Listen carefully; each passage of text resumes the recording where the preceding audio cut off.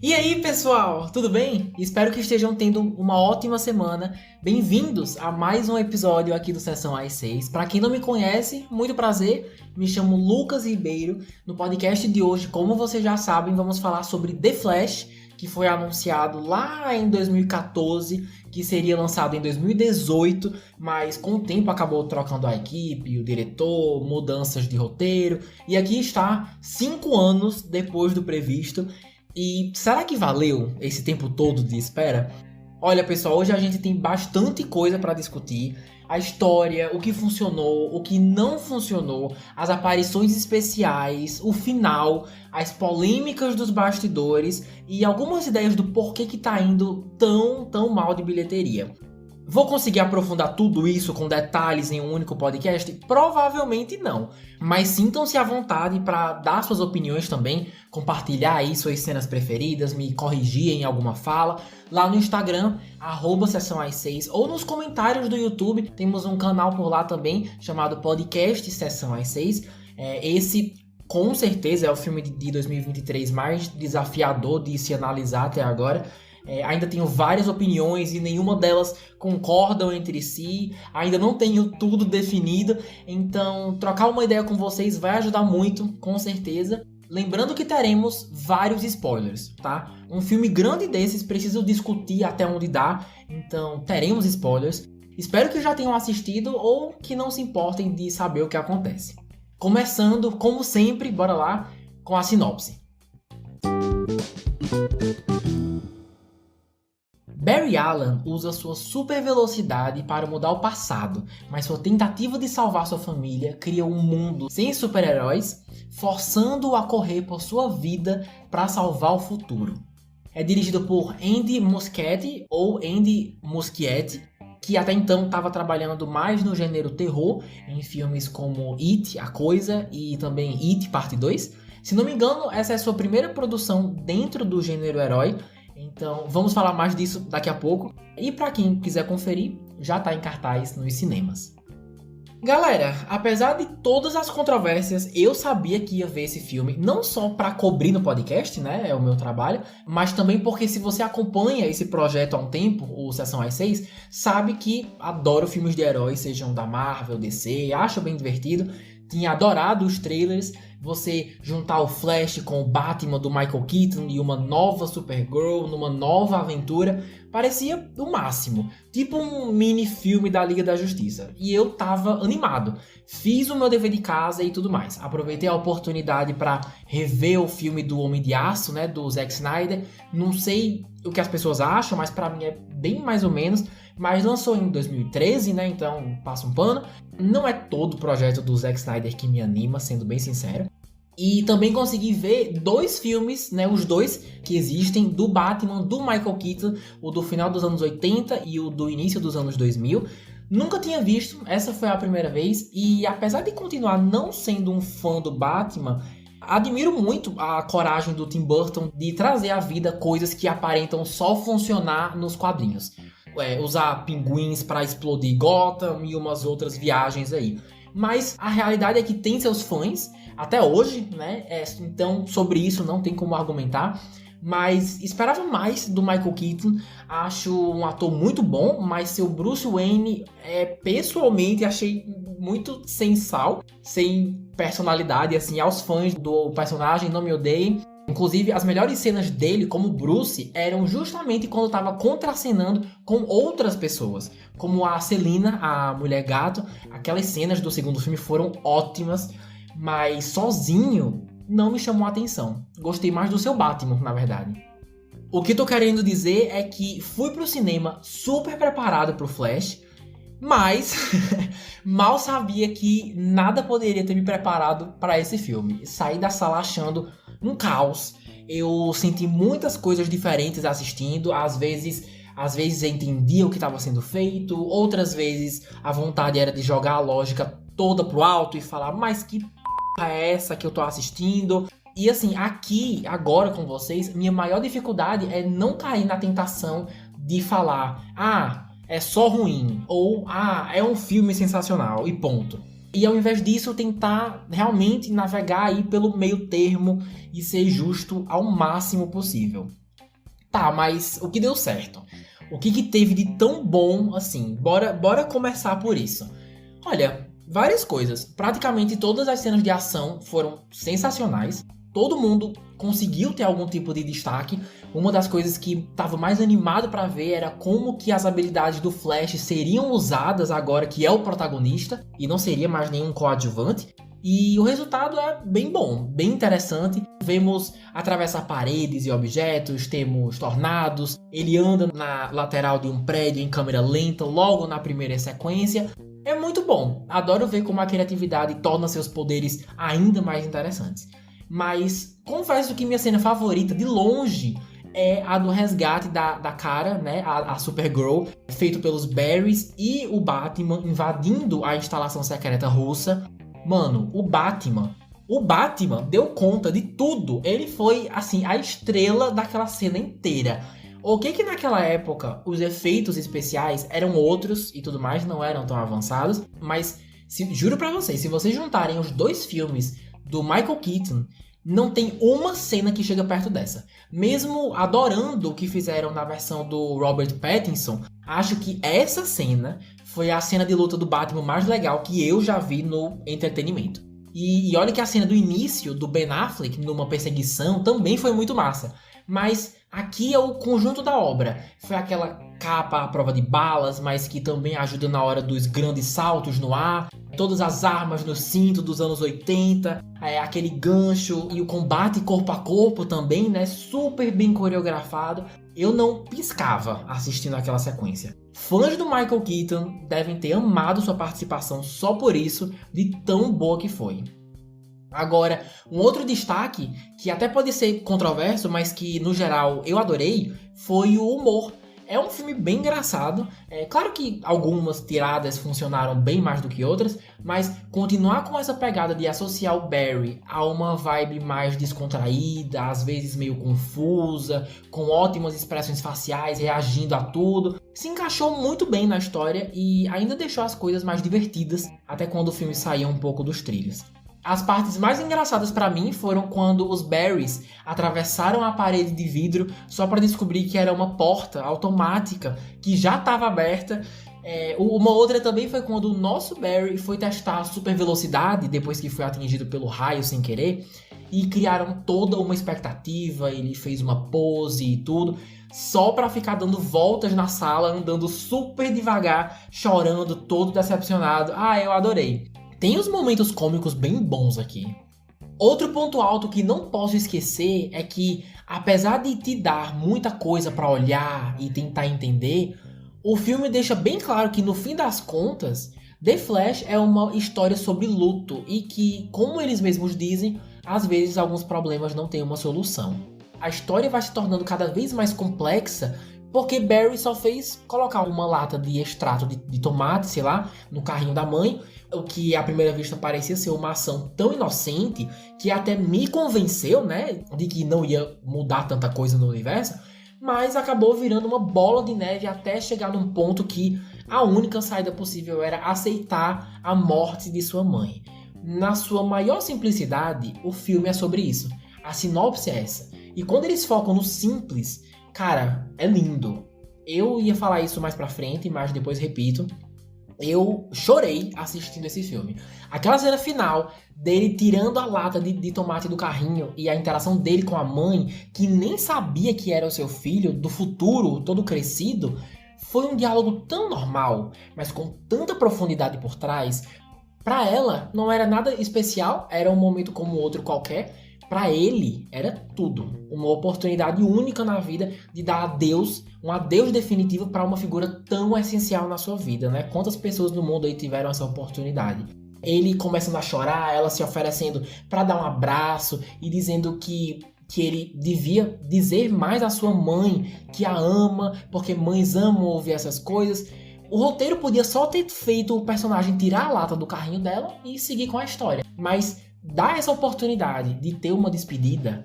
Houveram outros momentos parecidos também, mas foi esse que deixou claro pra mim que, apesar de tudo, o filme não tinha se esquecido que o foco era esse. sabe?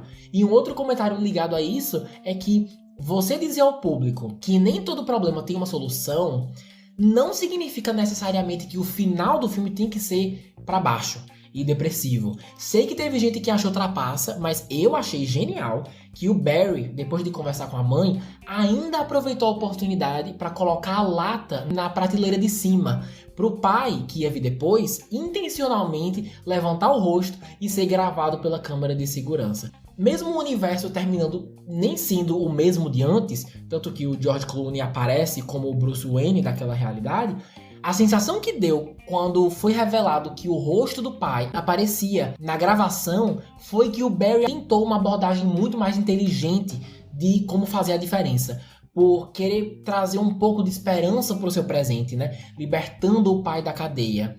Não esperava, como falei, achei muito esperto, porque foi o jeito que ele achou de aceitar a morte da mãe, né? Mas ainda disposto a lidar com as consequências dessa morte.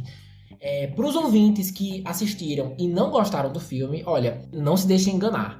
O roteiro tem sim seus momentos emotivos e bem inteligentes. E sabe o que mais? A direção também. Direção excepcional de Andy Muschietti. Os movimentos de câmera no jato do Batman, quando o Barry corre pela parede do prédio, as cenas em que ficamos em primeira pessoa e conseguimos ver o que o Flash vê quando tá em movimento, só as luzes passando por ele, como flashes mesmo. Tem um close do pé dele quando tá prestes a correr logo no começo, que tem meio que um zoom out, assim. Tudo muito bom, mano. Quando o Barry vai atravessar também a porta e a câmera dá um super zoom nos seus micro-organismos interagindo com os micro-organismos da porta. Que homem criativo! Pra alguém que nunca dirigiu um filme desse nível, com esse orçamento de super-herói, absurdamente profissional. Adorei. Ah, filme perfeito então. Nunca disse isso. Umas escolhas definitivamente não funcionaram, mas antes de falar delas, tem duas coisas que pra mim estão numa zona cinzenta, que não deram 100% certo, mas que não são um desastre como as pessoas estão falando. Primeiro, os efeitos especiais. Todo dia eu via comentários dizendo que o filme era horrível por causa do CGI, que ele arruinou toda a experiência, que é a pior coisa já feita, não sei o quê. E depois de finalmente conferir com meus próprios olhos, gente, deixa eu contar uma coisa pra vocês. Tem tanta coisa mais caótica nesse filme do que os efeitos especiais. Eu esperava uma coisa desastrosa. E podem discordar de mim, tudo bem? Mas só o que me chamou a atenção, realmente, que eu não posso negar, foram aqueles bebês caindo do prédio, né, em câmera lenta, os rostos deles. E, claro, todas as cenas do Barry viajando pelo tempo e vendo as imagens das pessoas de sua vida, né, e tal. Aquilo ali, zero realístico. Inclusive, a realidade passou a quilômetros de distância dessas cenas. Realmente parecia que as imagens daquelas pessoas eram bonecos feitos para um jogo de PlayStation 2, como eu vi muitos de vocês comentando. É notável, mas por algum motivo não me incomodou tanto. Talvez porque eu amei os efeitos de todo o resto, né? Não sei. Porque tem pontos positivos. Mano, os gráficos do Barry se movimentando em alta velocidade, quando tá prestes a usar os poderes, tem tanta cena criativa que usa o CGI de um jeito tão legal e que funciona, que me faz acreditar que as cenas viajando no tempo, dentro daquela cronosfera, né, assim que eles chamavam, só podem ser escolhas intencionais criativas. É o que eu acredito, porque 80% do filme é visualmente muito bem feito. Então, não achei uma avaliação justa por parte das pessoas mais radicais. Certo, já a segunda coisa que adorei e não curti ao mesmo tempo foram as famosas cameos, as 800 aparições especiais que temos nessa aventura aí do multiverso. Mas falo 800 brincando porque a quantidade não me incomodou, mas sim as escolhas de quem seriam os homenageados naquela grande cena dos diferentes universos. Não sou, assim, só pra deixar claro, tá? Não sou decenalta nível ler todos os quadrinhos, na verdade passo longe disso. Também não vi todos os filmes antigos do Batman, do Superman, os programas de TV. Então, apesar de não significar nada pra mim pessoalmente, super entendo, admiro e respeito eles terem colocado o Batman dos anos 60, do Adam West, o primeiro Superman do George Reeves, ainda em preto e branco, a Supergirl clássica, tudo isso dá pra entender. E deve ser por isso que tanta gente que gostou do filme saiu falando que é uma carta de amor aos fãs da DC. De todas as eras, né? Faz sentido. Agora, você me vir com Nicolas Cage como Superman, ao invés de mostrar o ator que passou 9 anos fazendo Flash na televisão até um dia desses, não só acho ridículo, como chega a ser ofensivo. Nossa, eu posso passar 1 hora só falando disso. Não faz sentido todos os universos serem oportunidades de homenagear os antigos atores dos filmes e séries da DC, com exceção de apenas um que nunca existiu. Nicolas Cage nunca foi Superman. Vocês já devem saber disso, mas só recapitulando. Nicolas Cage, pessoal, é um baita fã do personagem. Ele leu todos os quadrinhos, colecionou umas coisas, e por um momento na sua vida, quase foi o Superman no cinema, se eu não me engano. Umas décadas aí atrás, chegou até a provar o traje e fazer uns testes no estúdio, né? Tanto que tem até uma foto bem icônica dele, com uniforme e tal. Mas nunca chegou a acontecer, nunca. Ah, Lucas, mas o multiverso é para explorar possibilidades. Então, todas as outras participações de um pessoal que inclusive nem tá mais vivo são homenagens. E quando você tem um ator como o Grant Gustin terminando sua era na televisão como Flash no mesmo ano que esse filme é lançado, aí você escolhe mostrar o Nicolas Cage enfrentando uma aranha gigante? É isso? Assim, eu gosto do ator, mas em nenhum momento da minha vida eu pensei, caramba, mas como será que teria sido se lá atrás ele tivesse sido Superman, hein? Fico me perguntando aqui. E também não vejo ninguém fazendo petição na internet pra tornar isso realidade, não. Pode ser só minha bolha, mas nunca vi nada parecido. Eu entendo que um dos motivos dessa escolha foi justamente gerar esse choque, né? Mas, mano, foi tão estranho. Sabe aqueles sonhos ou pesadelos que não faz sentido nenhum e por alguma razão você só tá ali no meio vivenciando tudo aquilo? Fui eu nessa cena. Eu não odeio o Nicolas Cage, mas ficou muito claro que ele pegou o lugar de alguém que poderia ter dado um significado muito mais emocionante pro público. Mas enfim, desabafei pelo menos. No geral, essas aparições são uma zona cinzenta pra mim porque serviram um propósito legal, na sua maior parte. E ainda tivemos outras cenas além dessa, né? Tivemos também o Ben Affleck e a Gal Gadot no começo, que retornaram, o que eu adorei. Não sabia que a Gal ia aparecer, adoro a Mulher Maravilha dela, então fiquei muito feliz. E teve o George Clooney no final, né? Também para servir mais como um elemento surpresa, mas que tanto faz como tanto fez. Ele mesmo admitiu uma vez que foi um péssimo Batman, aí aparece no final, e eu nem vi os filmes dele também. Acho que, no geral, faltou uma coerência maior na lógica dessas participações. Não sei. Agora, o que definitivamente não funcionou e poderia ter sido melhor. Para um filme que fez uma baita propaganda falando que teria uma Supergirl na equipe, uma Supergirl nova e que era a Kara e não o Clark naquele universo, aparecendo em todos os pôsteres e trailers, na hora do vamos ver, mal apareceu. Sem brincadeira, ela deve estar bem uns 10 minutos se a gente somar todas as suas cenas. E quando finalmente a vemos com o uniforme pronta pra porradaria, ela morre. E morre de novo, e morre de novo, e de novo, por toda a eternidade. E saber que sua participação terminou por aí foi um super balde de água fria. Acho que começou bem, mas merecia um pouco mais de destaque pro que estavam prometendo, né? Sei que o Batman também ficou preso nesse looping de morrer naquela batalha pra sempre, não importava quantas vezes voltassem no tempo, mas não me afetou tanto ele pelo fato de já termos passado bastante tempo com o Michael Keaton, né? Até as cenas de luta e tudo mais ele teve, então quem acabou se prejudicando mais aí foi ela mesmo, infelizmente. Nem consegui ter uma impressão muito marcante dela, pra falar a verdade, por ter sido uma aparição tão breve. Já uma coisa que eles perderam a mão um pouco foi o tanto de destaque que o Barry de 18 anos teve. No começo, achei essa ideia de 2 versões dele mesmo interagindo o máximo, e começou bem legal, mas com o tempo ele meio que foi virando um peso para a história, no sentido de que ao invés de vermos o nosso Barry se desafiar usando os poderes de formas únicas e explorar ainda mais a extensão dessas habilidades, ele passa o tempo dele sendo o professor do Barry que não sabe nada. Aquela sequência toda contra o Zod e seu exército era pra ser a grande batalha final do filme. E de um lado, tá tudo massa, né? De um lado o Batman numas sequências aéreas, do outro lado a Supergirl contra o Zod, e no meio tava dois Barrys trocando ideia no meio do campo de batalha, pegando fogo, explicando como que a supervelocidade funciona, sabe? A gente já tá há alguns anos aí com Ezra Miller como Flash, e houve um amadurecimento desde que apareceu pela primeira vez. Aqui o personagem tá mais sério, tem bem mais noção do que é capaz de fazer, não tem tanto medo de fazer, e você dá a ele um campo de batalha tão louco só para deixá-lo preso a uma versão insegura de si mesmo, que não sabe muito bem o que fazer e que o público já viu alguns anos atrás, pra mim limitou muito o protagonista, sabe?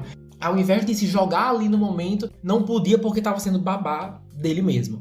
Então assim, o Barry de 18 anos teve seus momentos, gostei de algumas coisas que fizeram com ele, mas essa escolha de voltarmos para uma vibe do personagem que a gente já passou foi um pouco desnecessário pra mim. Podem prestar atenção, o Barry do filme da Liga da Justiça é praticamente o mesmo desse Barry de 18 anos que vemos aqui. Já vimos isso antes, então repetir essa mesma abordagem, principalmente na cena da grande batalha, fez com que o público olhasse mais para trás do que para frente, do que poderíamos ter de desenvolvimento ainda não explorado.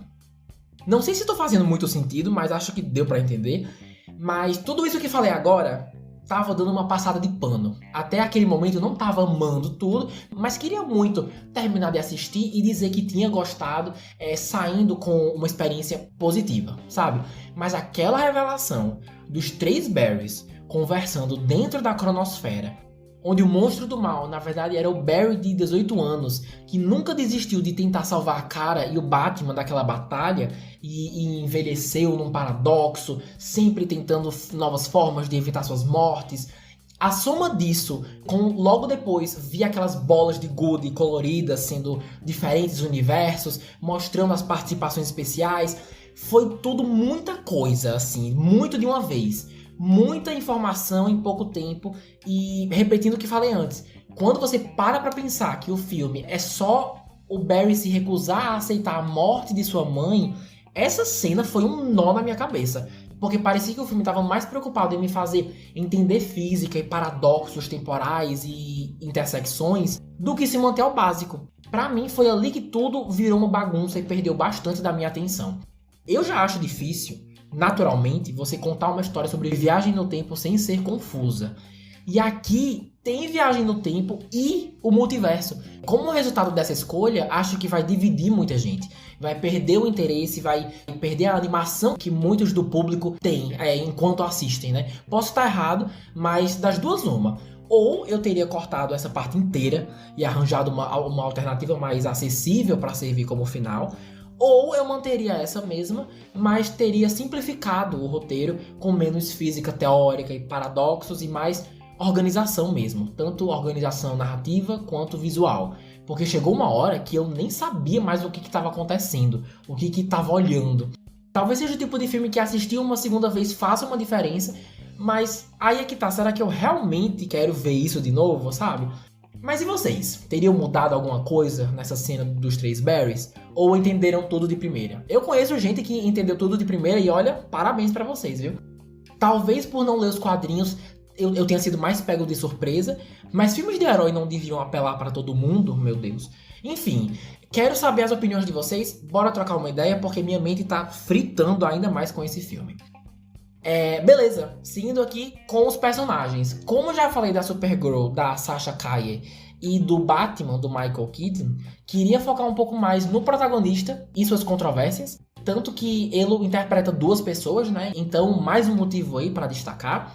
Ezra Miller, que faz tanto o Barry Allen da nossa realidade, quanto sua versão mais jovem de uma outra realidade. Pessoal, não sei se vocês sabem, mas Ezra Miller se considera uma pessoa não binária. E apesar de se sentir confortável com todos os pronomes, os que ele usa para se referir a si mesmo são they, them, que em português são elo e delo, e também a letra E em palavras que especificam um gênero, né? Verbos. Se eu trocar alguma coisa, peço um pouco da paciência de vocês, mas bora lá. Todo mundo deve saber que mais ou menos um ano atrás, Ezra se envolveu aí em diversas polêmicas por causa de problemas pessoais, uma mais estranha que a outra, envolvendo uma jovem menor de idade, já jogou uma cadeira numa pessoa, tem um vídeo dele avançando a garganta de uma fã, e tudo isso enquanto o seu filme estava na pós-produção, né? Em que seria o rosto desse filme de milhões e milhões de dólares. E a internet começou a ficar um caos. Uns achavam que deviam trocar Ezra por outro ator, outros achavam que a melhor coisa seria mandar o filme direto pro HBO Max e não nos cinemas, e uns mais radicais aí queriam o cancelamento total desse projeto que nunca devia ver a luz do dia. Mas no fim das contas não fizeram muitas mudanças e o filme, óbvio, chegou aos cinemas do mundo todo. Sem querer me alongar muito, até gravei um podcast com um convidado sobre opinião versus crítica, onde falamos justamente disso. Mas fico feliz que tenha sido lançado. Tem muita coisa aqui, muita gente envolvida nesse projeto para você resumir todo o esforço de anos em uma única pessoa. Mas entendo super quem não se sente à vontade para ver, vai de cada um, respeito isso. E espero de verdade que a justiça seja feita e acho que seria erradíssimo se ele continuasse no papel em mais filmes depois de toda essa dor de cabeça. Agora, dito isso, analisando só o filme, tá bom? Mano, que atuação sensacional. De todos os filmes que eu já vi dele, essa foi a de longe sua melhor performance. Mas também porque teve o dobro de oportunidades para se destacar, né? Muito, muito impressionante. O filme quase todo é ele interpretando duas versões do mesmo cara e conversando entre si. E do início ao fim, acreditei que eram duas pessoas completamente diferentes. Um mais sério, super ciente do que tá rolando, das consequências de tudo, né? Mais maduro. E o outro só tá feliz de estar ali, sabe? E ganhar poderes, tá ligado? Vai muito além de mudar o corte de cabelo, colocar uma peruca ou um figurino diferenciado. É o jeito de falar, as expressões do corpo, até mesmo na hora de tomar atitude. Tipo aquele flashback do nosso Barry contando que na batalha original contra o Zod, em Homem de Aço, ele tentou fazer alguma diferença, mas só conseguiu salvar uma criança e ainda cobriu o rosto dela para que não visse a morte do pai, porque não ia dar tempo de salvar os dois. Foi uma cena pequena, mas bem importante para mostrar o tipo de pessoa que Barry Allen é. Uma outra cena que ajudou a fazer isso foi quando tentou recriar o acidente na Batcaverna para ver se conseguia ser atingido pelo raio de novo e conseguir os poderes de volta. Aquela sequência toda, você conseguia sentir a dor que ele estava sentindo, todo o desconforto e ainda ter força para dizer que queria tentar de novo porque não tinha dado certo. Disse muito sobre ele, seu caráter, o quão disposto ele tá para ter um final feliz. Eu adoro o Barry. Super carismático, mais maduro, mas continua engraçado. Foi escrito e interpretado de uma maneira que acho que muita gente consegue se identificar, seja com o jeito como lida com o luto ou com a disposição mesmo de acreditar que dias melhores virão e tentar manter a cabeça erguida, né, até chegar lá, apesar das dificuldades. Adoro o personagem, amei o jeito como Ezra interpretou, uma baita atuação. O que só deixa as coisas mais tristes, né? Saber que esse filme tá sendo tão politizado que até pra você assistir e se divertir, tem que passar por umas dores de cabeça até chegar na parte da diversão. O que é uma pena, mas uma coisa triste mesmo é que se a gente parar pra pensar, esse filme, mano, tinha tudo pra ser uma grande celebração, não só da DC, mas da comunidade LGBT também. Cara, esse é o primeiro filme de super-heróis hollywoodiano em que uma pessoa não binária é protagonista. No caso, atuando, né? Todo mundo conhece o Flash. É um personagem muito famoso. Isso era pra ser motivo de festa, mas a carreira de Ezra tá tão queimada e prejudicada que, ao invés de vermos como um marco, a gente só quer que ele vá embora, tá ligado? Que essa etapa da DC acabe para que possamos seguir em frente. Sei que para alguns de vocês não vai fazer diferença nenhuma isso que eu falei, que não importa, mas pessoas não binárias são tão discriminadas, linchadas virtualmente todos os dias. Eu acho que nunca vi uma pessoa não binária sendo destaque numa produção antes, né, sendo protagonista. Mesmo que o personagem não seja, mas só da pessoa ter a oportunidade é uma mudança tão grande, no caso, mudança social, e pegar essa chance e jogar no lixo, nossa, acho muito triste. Mesmo com ótimas atuações, o que as pessoas vão lembrar é do que você fez, né? Dos crimes que cometeu. Enfim, espero de verdade que essa comunidade consiga ter oportunidades mais apropriadas para o futuro. Certo. E o final, hein? O que o final do filme nos diz sobre o futuro da DC? Vale lembrar que também tem uma cena pós-créditos, tá? Olha, já conversamos sobre isso algumas vezes. Como a DC está passando por um período de mudanças, mesmo que eu conseguisse dizer exatamente o que esperar do futuro, o que a gente consegue tirar de todas as dicas e referências desse filme, isso provavelmente nunca vai acontecer, porque James Gunn, o novo co-presidente da empresa, já deixou bem claro que tem suas próprias ideias de como vai ser a DC nos próximos anos. E isso vai começar depois desse filme, também depois do lançamento do Besouro Azul em agosto e depois de Aquaman 2 em dezembro desse ano. Só depois de todos esses é que veremos na prática o que James Gunn tem em mente para esse universo. Mas The Flash termina com Barry, como eu falei, conseguindo inocentar o seu pai simplesmente mudando a lata de tomate para uma prateleira mais alta, né? Mas o que ele não sabia era que, ainda assim, haveriam altas consequências, sendo a maior delas o Bruce Wayne, que não é mais o Ben Affleck, e sim interpretado pelo George Clooney, revelando que Barry ainda não estava no mesmo universo de quando o filme começou. Como eu não consigo imaginar o George Clooney continuando na DC de forma alguma, só posso acreditar que foi o mesmo caso da aparição do Nicolas Cage, ter um elemento surpresa para dar o que falar depois do filme. E tudo bem também, né? Nem tudo tem que ser um super gancho pro próximo filme.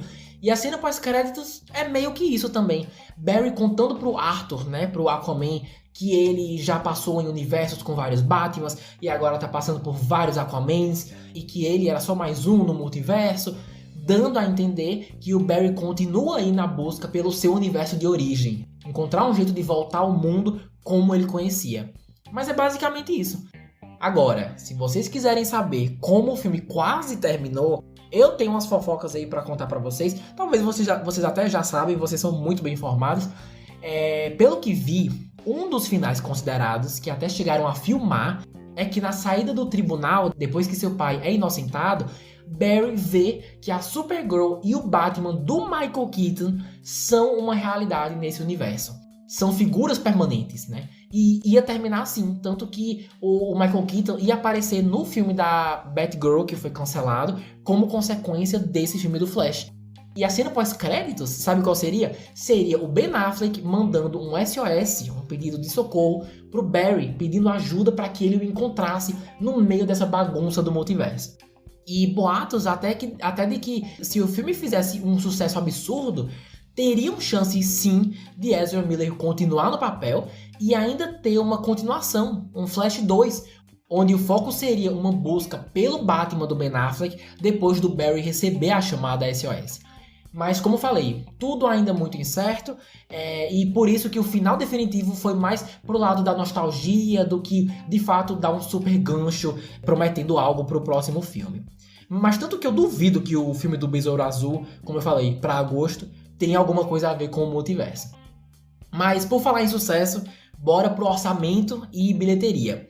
Dando uma olhada aqui na Wikipedia e no site Box Office Mojo, o filme custou mais de 220 milhões de dólares para ser feito e já estamos na segunda semana de lançamento, né, durante essa gravação, e até o momento arrecadou mais de 145 milhões de dólares.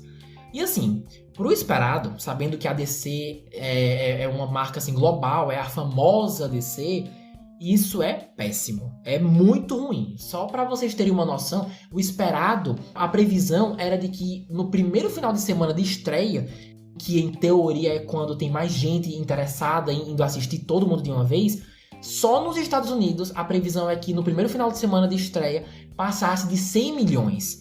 E estamos na segunda semana desse filme em cartaz e só agora ele chegou à marca de 145 milhões. E isso nem é nos Estados Unidos. Estou falando mundialmente mesmo, somando todos os países. Nos Estados Unidos, até agora, arrecadou só 70 milhões de dólares. Então, assim, infelizmente, aos fãs do filme, a sorte realmente não tá pro lado de vocês. Ao que tudo indica, esse é o fim da linha de Ezra Miller como Flash.